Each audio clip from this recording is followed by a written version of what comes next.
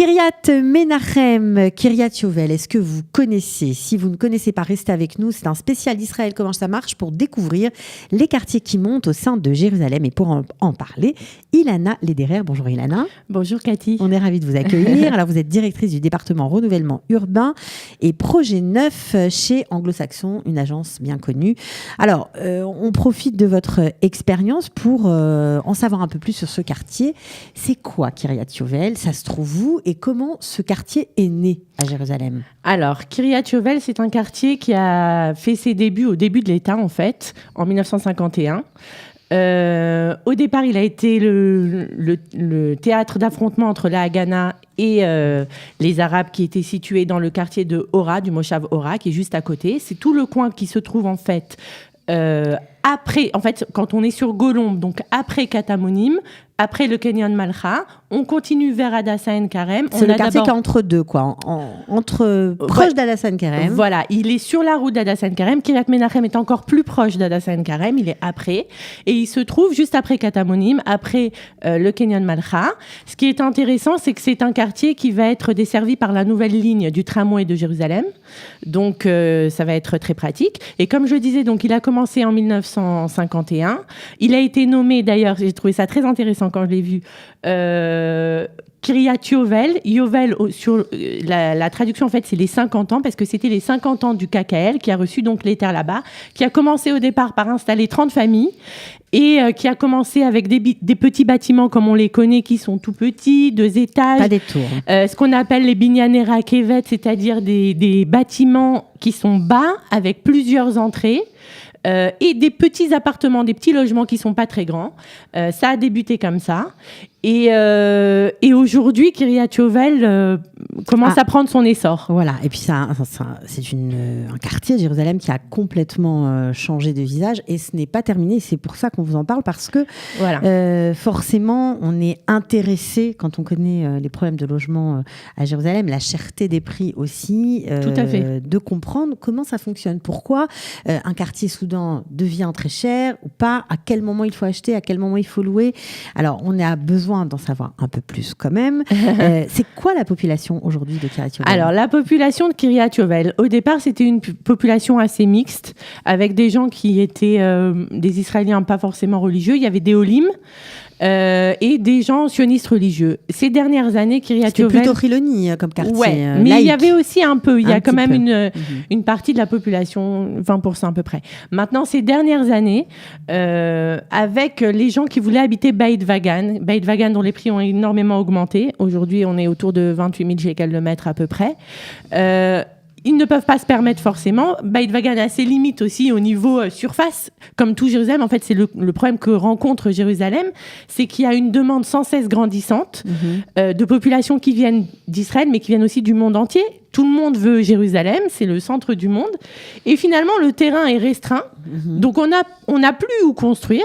Donc, il faut s'étendre. Donc, au lieu de s'étendre en surface, on s'étend en hauteur. Alors, voilà, les deux. C'est-à-dire que Beit Vagan s'est étendu vers Kiryat Yovel. C'est-à-dire que maintenant, on a beaucoup de populations de Haredim qui achètent à Kiryat Yovel parce qu'ils sont proches de Beit Vagan. Et comme vous le dites, parce que c'est un quartier encore accessible au niveau des prix. Voilà, exactement. Et comme vous le dites, on s'étend en hauteur. Alors, on s'étend en hauteur. Alors, c'est quelque chose à ma question au niveau de la population. Alors, c'est quoi aujourd'hui Kiryat Yovel?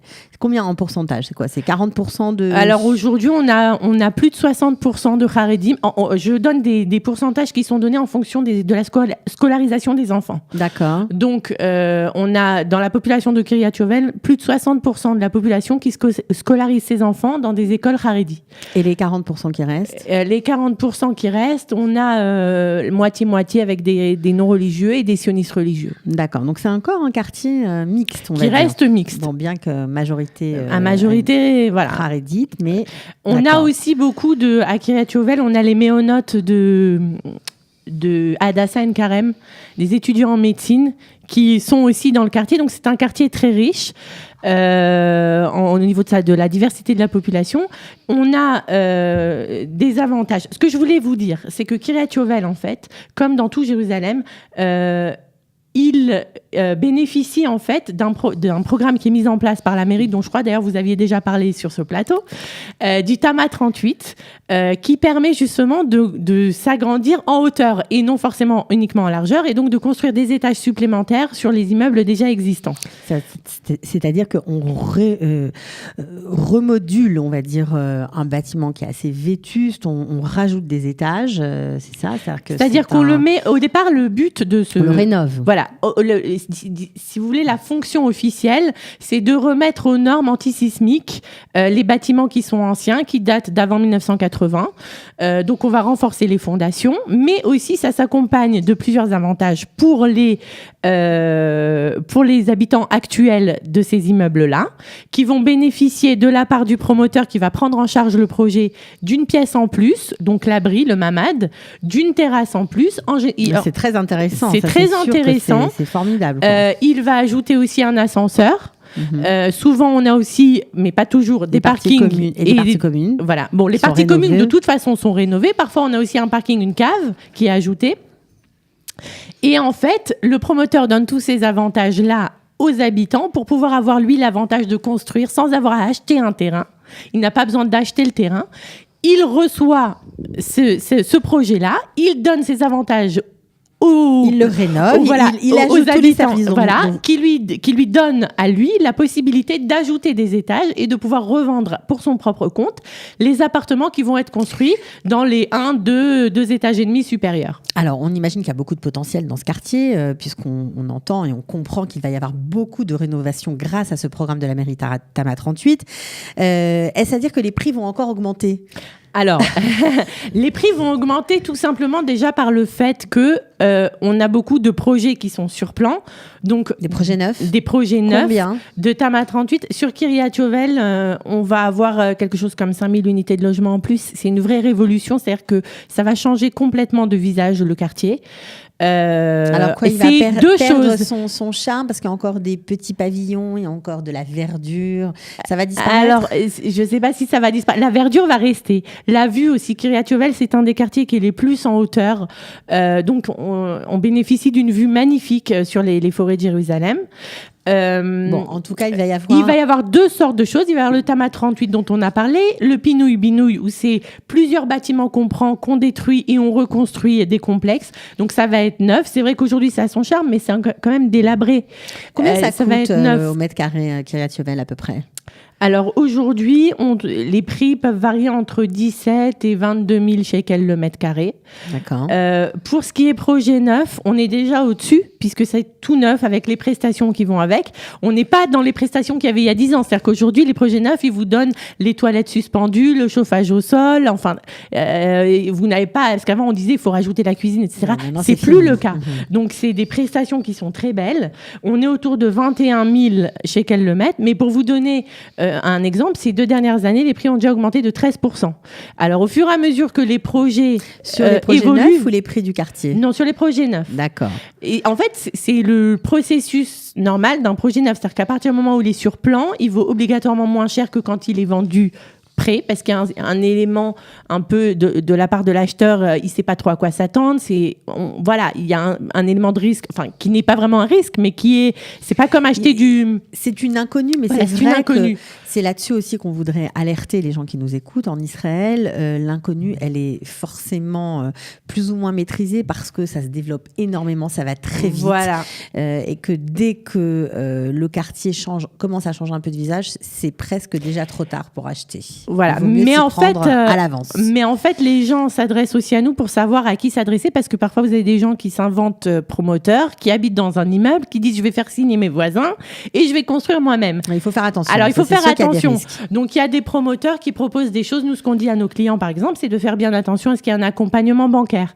L'accompagnement bancaire, ça veut dire que la banque a vérifié que le promoteur a donné des dorotes comme quoi, enfin que les rapports financiers ont du sens, que les prix ont du sens, et du coup la banque se porte garant pour le promoteur face à l'acheteur. C'est-à-dire que l'acheteur, en fait, n'a pas de risque, puisque là, c'est la banque qui est garante. Ça, c'est lorsque vous décidez d'acheter, pour un promoteur qui n'est pas connu, il faut faire toujours très attention et vraiment prendre toutes les précautions nécessaires. Alors, pour revenir au quartier, ma chère Ilana, on connaît et on comprend l'évolution d'un quartier aussi par rapport au transport, aux infrastructures, au parc. Alors, comment c'est à Kiryat Yovel ? Alors, Kiryat Yovel, comme je le disais tout à l'heure, au niveau du transport, il va y avoir la ligne qui va suivre Golombe et qui va passer ensuite là où il y a la Mifletset, le fameux Ghana Mifletset, il va y avoir le tramway, la Rakevet Akala. C'est pour longtemps encore, ça. Oui, mais enfin, c'est prévu, donc c'est longtemps, c'est pas non plus dans 50 ans. 3, on ne sait pas. Je sais pas. Non, mais c'est vrai qu'on peut pas se. On peut pas le en tout cas, mais on sait que c'est ce qui est prévu. Maintenant, au niveau de tous les avantages, j'allais dire, du quartier. Donc, comme j'ai dit, c'est un quartier où il y a une belle vue. Bon, à part ça, on est proche quand on est vers les rues de Stern, Bolivia. On est proche de tout ce qui est Canyon Malha, Parc Teddy. País Arena, donc tous ces centres-là culturels qui sont intéressants. Pourtant, on est proche. Les Français sont pourtant, alors vous nous décrivez beaucoup d'avantages, les Français sont pas très. Ils sont pas très au courant. Voilà, c'est justement l'intérêt, je pense, d'en parler. Il y a d'autres avantages qui sont aussi qu'on est proche de la sortie de la ville.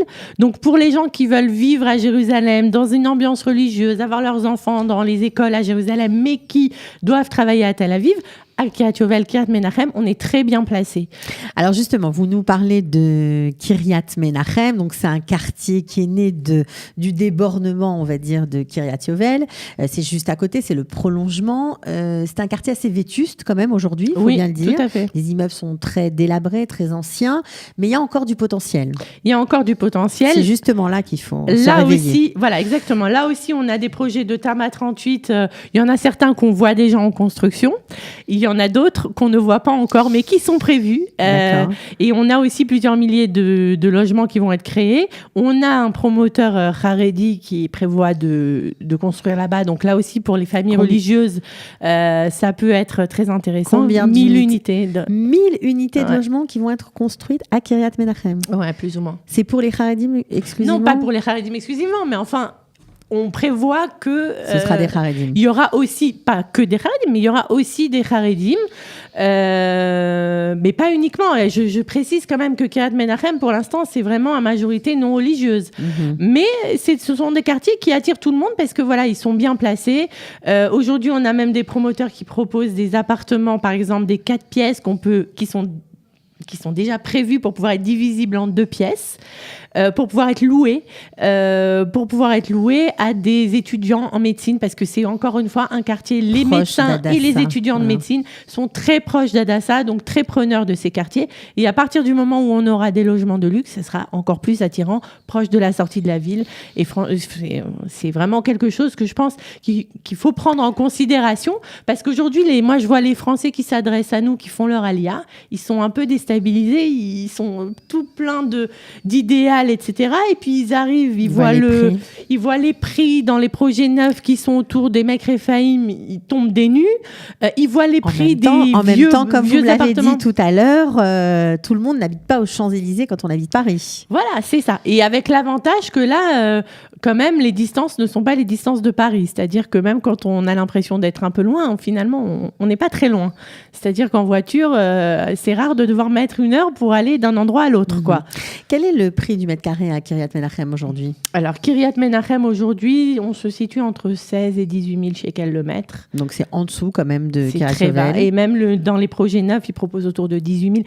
Je ne sais pas si vous vous rendez compte que quand on est autour des mecs Rephaïm, on nous demande des 40 000, 50 000 et parfois même 60 000. Je veux dire, c'est vraiment la possibilité d'avoir des budgets qui sont accessibles et d'accéder à la propriété dans des conditions qui sont ce qu'on a connu en France, c'est-à-dire du neuf, un ascenseur, un lobby propre, des installations sanitaires qui sont pas complètement déglinguées, parce que c'est le problème de la moitié des appartements et des produits sur Jérusalem, quoi. Alors, le projet de notre ministre Kahlon de donner la possibilité aux jeunes couples, aux familles nombreuses de louer à bas prix pour des longues durées. Est-ce qu'il va y avoir quelque chose de similaire, de conforme à ce projet dans ces quartiers-là, dans Kiryat Yovel, Kiryat Menachem ? Alors, Il y a 2 endroits dans Jérusalem où c'est prévu. Un, c'est justement à Kiryat Yovel, pas loin de là où justement le Gan Amifletzet, donc le monstre, le fameux Gan, la vache. Avec le mini. Je précise quand même qu'aussi on a le mini Hadassah, on a Hadassah Aktana à Kiryat Yovel, qui est un centre médical. Oui, il y a de tout, il y a toutes les infrastructures, et puis ça évolue encore. Donc ça, c'est prévu à Kiryat Yovel et c'est prévu aussi vers le bas de Talpiot, vers à côté de la rue Caspi, Hanor Halbek, là-bas aussi, il y a plusieurs centaines de logements qui vont être construits. Aujourd'hui, on en est au stade des appels d'offres et plus ou moins avancés. Pour permettre, c'est comme des HLM en fait, on va dire c'est des HLM de luxe parce que ça va quand même être neuf, ça va quand même être joli et une partie, pas la totalité, mais une bonne partie de ces logements devront être loués, en tout cas sur le long terme, à des personnes qui répondent aux critères pour avoir des conditions intéressantes de location. D'accord. Donc en fait, si vous êtes au Lechadash, nouveaux immigrants, si vous êtes en famille et que vous allez vous balader dans ces quartiers, vous allez peut-être être un peu affolé par la vétusté de certains immeubles, tout à fait, l'ancienneté du quartier, etc. C'est un véritable choc. Je tiens à le dire moi, j'accompagne des clients, mais c'est un véritable choc culturel. Ils ne comprennent pas comment on leur montre un appartement avec une salle de bain dans cet état, comment les gens osent proposer ce genre de produit, comment les cages d'escalier sont complètement sont sales, ils ne comprennent pas. Mais ce sont dans ces quartiers-là qu'il y a du potentiel, il faut quand même le préciser. Ça peut évoluer, il va y avoir les transports, il y a d'énormes projets. Je crois qu'il y a même un parc qui va être construit. Oui, tout à fait. Un immense parc. Oui, tout à fait. Alors, il y a un immense parc qui va être, donc c'est le Reches Alavan, qui va descendre en fait, qui va venir de Kiryat Menachem, qui va longer en fait Kiryat Menachem, Kiryat Yovel, et qui va descendre jusqu'aux zoo. Et donc, ça va être un immense parc qui va faire, 10 fois la taille du Gan Saker. Et une maman de Kiryat Menachem pourra décider de prendre ses enfants, d'aller se balader dans ce parc et d'arriver jusqu'au Gan, jusqu'au zoo, quoi. D'accord. Alors, on comprend que c'est important. Donc, le conseil qu'on vous donne vraiment, c'est ne soyez pas affolés. Essayez de voir, de penser en dehors de la boîte, d'imaginer ce que ce sera dans 10 ans, parce que c'est maintenant qu'on peut encore investir. Après, c'est compliqué. Voilà. Non, mais ce que je voulais dire, Cathy, quand je parlais des immeubles où les gens sont en choc, je parlais pas d'Afka, de Kiryat Yovel, de Kiryat Menachem, mais je parlais même des endroits qui sont prisés, c'est-à-dire autour du centre-ville ou autour de Emek Rephaim. Et donc, justement, ces quartiers-là de Kiryat Menachem, Kiryat Yovel qui offrent des possibilités d'habiter dans du neuf, c'est justement tout l'avantage de pouvoir avoir un prix qui est moins élevé et d'avoir les prestations du neuf. Voilà, donc on espère que vous aurez eu envie d'aller jeter un petit coup d'œil à ces quartiers et nous, on était contents de les mettre un peu à l'honneur, de changer un peu de tout ce qu'on entend d'habitude. Voilà. Merci beaucoup, Ilana Lederer, d'être venue et à très bientôt. À bientôt. Au revoir. Israël, comment ça marche ? Vous allez adorer comprendre Israël. Israël, comment ça marche ? C'est tout de suite sur Studio Kalita.